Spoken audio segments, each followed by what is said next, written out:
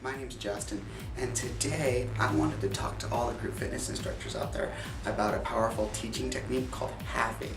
Now, the reason you'd utilize a technique like this is two things. One, it'll let you be able to teach choreography that you might not yet be comfortable with teaching, but it's going to make it totally accessible and teachable for you. The other really good thing about this technique is that sometimes we have students that aren't as skilled at picking up choreography, and that's okay. We want them to come take our classes. We want them to lose weight, get in shape, and do all the wonderful stuff that we know fitness can do for them. However, we need to give them the ability to master the choreography and be able to do the workout with the choreography. So halving will actually allow them to be able to do it. A lot of turbo kick instructors out there already have choreography or utilize this technique and don't even realize it. When you think about a common pattern in turbo kick, we do 2 knees, boom, then 4 crosses, and then what typically comes after that? Single knee, high, low, knee, high, low.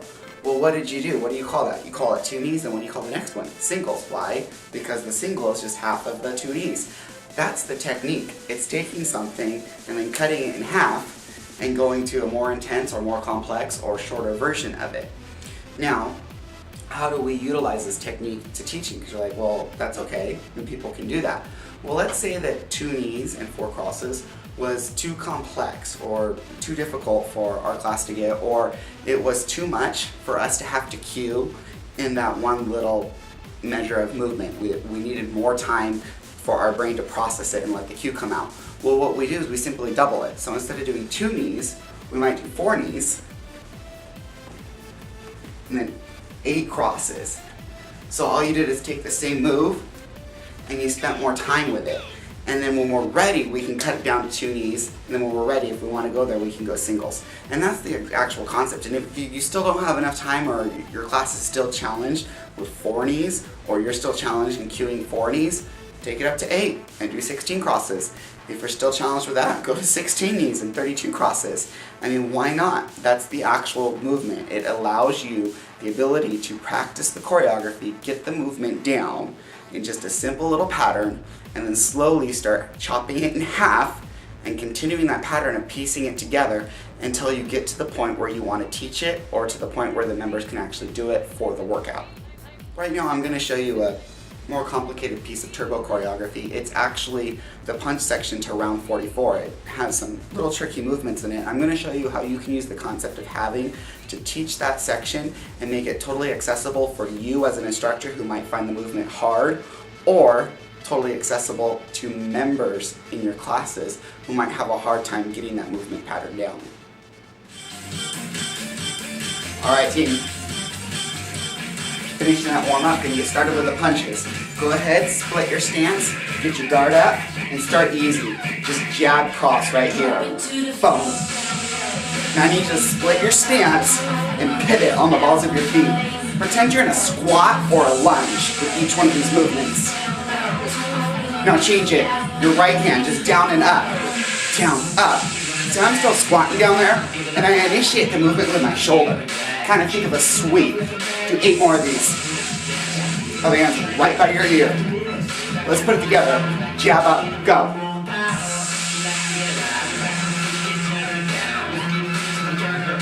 Now down up.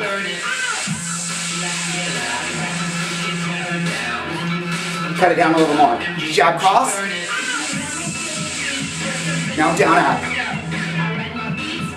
Do it again. Jab cross. Down up. Half a little more. Jab cross. Go. Down up. Jab cross. Down up. Let's do that 2 more times. Okay, listen. Jab cross, down up. Do it. Oh, we got it. Let's do 4 more of these. Then we'll add on. Now give me a twist right at me. Long punches. Really reach that cross out there. Do 4 more of these. Let's put it together. Jab cross, down up. 2 more of these. Twist. Got 4 of them. Looking good. Jab, cross, down, up twice. Now twist twice. Jab, cross, down, up twice. And back to the twist. Let's do 1 and 1. Yes, 1 and 1, go.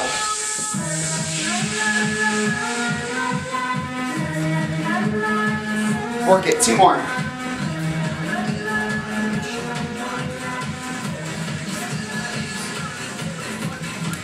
Alright, so let's go ahead and talk about what I just did. I took the jab, cross, down, up, which is just kind of a tricky, funky move, and I broke it up into just a jab, cross, and just a down, up. And I did the jab, cross for 32 counts, and I did the down, up for 32 counts. Next, what I did is I halved it. I took 32s and 32s, and I put them within the same 32. So I did the jab, cross for 16, and the down, up for 16. After that, I halved it again. So instead of 16, we're thinking 8. So I did the jab, cross for 8 counts, down, up for 8 counts, or I alternated each move every other measure. Next, I took them and put them within the same measure. So I did the jab, cross for 4 counts, the down, up for 4 counts. Finally, I took it all the way down to singles. Jab, cross, down, up, where you do 2 in every measure. After that, I introduced this twist and utilized the same technique to take it all the way through. Now, what's the beauty of utilizing this technique? That's a tricky move for some of us. We can't say jab, cross, down, up. But can you say jab, cross, jab, cross, jab, cross? Can you say down, up, down, up, down, up? Can you say do 8 of them? Can you say do 4 of them? Can you say do 2 of them? Can you say do it once?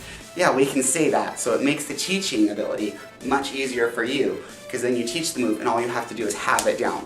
It allows success for the members because they get to just practice it in pieces and then slowly piece it together in a recognizable pattern, and they kind of know where they're going and they start to know what to expect. It makes your job so much easier. It takes you out of that hot seat.